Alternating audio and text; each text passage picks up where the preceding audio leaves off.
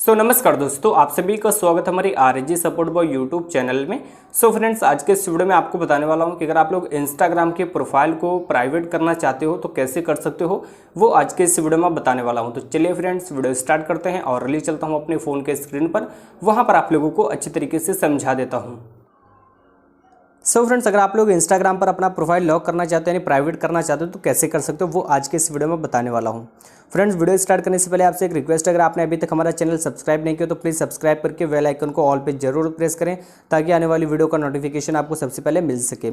अब हम ओपन करते हैं यहाँ पर अपना जो इंस्टाग्राम एप्लीकेशन, फिर अपनी प्रोफाइल पे आता हूँ। उसके बाद यहाँ पर 3 लाइन मिलती है, उसके ऊपर आपको क्लिक करना है, सेटिंग के अंदर आना और आपको प्राइवेसी के अंदर आ जाना और आपको यहाँ पर प्राइवेट अकाउंट का एक ऑप्शन मिलता है। इसके ऊपर क्लिक करोगे तो यहाँ पर स्विच टू प्राइवेट के ऊपर आपको क्लिक कर देना है। जैसे आप इसके ऊपर क्लिक करोगे तो आपका अकाउंट प्राइवेट हो जाएगा। फ्रेंड्स, आज की इस वीडियो में इतना ही। आई होप आपको ये वीडियो अच्छा लगा होगा। आपको वीडियो कैसा लगा है प्लीज़ कमेंट करके जरूर बताना।